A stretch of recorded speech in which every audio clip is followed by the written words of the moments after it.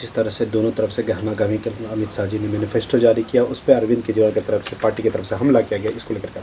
रिहायशी इलाकों में स्कूलों, मंदिरों, गुरुद्वारों के पास शराब की दुकान खंगवाने वाले अरविंद केजरीवाल, जिसने दिल्ली को शराब की मंडी बना दिया, हजारों करोड़ रुपए लूट लिए, अस्पतालों के नाम पर फर्जी मोहल्ला क्लिनिक खोलने वाले अरविंद केजरीवाल और आपदा पार्टी, जिसने दिल्ली की जनता के साथ, स्वास्थ्य के साथ खिलवाड़ किया है। दिल्ली की जनता अरविंद केजरीवाल और आपदा के 10 वर्षों के झूठ, धोखाधड़ी, भ्रष्टाचार, विश्वासघात की राजनीति से मुक्ति चाहती है।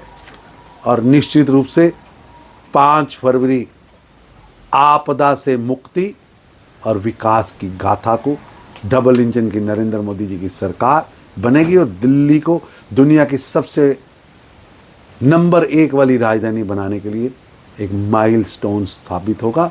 और 5 फरवरी कमल का बटन दबाकर दिल्ली की जनता कूड़े के पहाड़ और आपदा दोनों से मुक्ति लेगी और 10 वर्षों के कुशासन, वादा खिलाफी, धोखाधड़ी के रिकॉर्ड बनाने वाले अरविंद केजरीवाल को दिल्ली की जनता सजा देने वाली है। धन्यवाद। देश में अब मांग हो रही है एक देश एक चुनाव। राष्ट्रपति जी ने भी अपने अभिभाषण में इसका जिक्र किया। एक देश एक चुनाव इस समय देश की जरूरत है।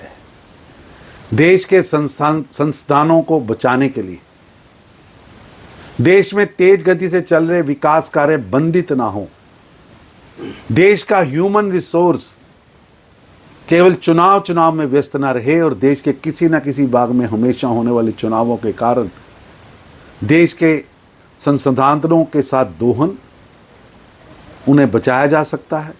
ह्यूमन रिसोर्स का इस्तेमाल देश के विकास के लिए हो सकता है। एक देश एक चुनाव विकसित भारत बनाने की दिशा में एक निर्णायक कदम हो सकता है, लेकिन नकारे हुए, हताश, निराश, भ्रष्टाचारी कुनबा, जिनके सपनों में देश के विकास में बाधा डालना है, वो एक देश एक चुनाव के रास्ते में रोड़े अटकाने का काम कर रहे हैं। लेकिन देश का मन बना है, पूरा देश तैयार है और देश चाहता है कि देश के संस्थानों का प्रयोग, देश के ह्यूमन रिसोर्स का प्रयोग चुनाव में नहीं, एक बार एक पूरे देश में चुनाव हो और पूरा देश लगातार 5 साल विकास के रास्ते पर, देश के चमक दमक बढ़ाने के रास्ते पर आगे बढ़ सके। 76वें गणतंत्र दिवस की देशवासियों को बहुत बहुत हार्दिक शुभकामनाएं। देश के संविधान को 75 वर्ष पूरे हुए और 75 वर्ष के कालखंड में देश के संविधान ने अनेकों पड़ाव देखे। कांग्रेस की 4 पीढ़ियों द्वारा संविधान को प्रताड़ित करने के काल को भी देखा है। 25वें वर्ष होने पर देश को आपातकाल लगाने वाली तानाशाह श्रीमती इंदिरा गांधी को भी देखा है। नागरिकों के अधिकार छीनने वाले पंडित जवाहरलाल नेहरू को भी देखा है।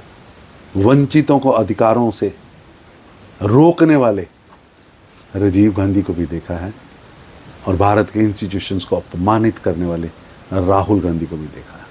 और दूसरी तरफ संविधान सर्वोप्रिय है, इस कमिटमेंट के साथ काम करने वाले पंडित दीनदयाल उपाध्याय जी से लेकर अटल बिहारी वाजपेयी, लाल कृष्ण आडवाणी, श्री नरेंद्र मोदी जी, अमित शाह जी का कार्यकाल भी देखा है, जिन्होंने संविधान की प्रति को हाथी पे रखकर घुमाने से लेकर संविधान निर्माता का सम्मान करने से लेकर 26 नवंबर संविधान दिवस मनाने तक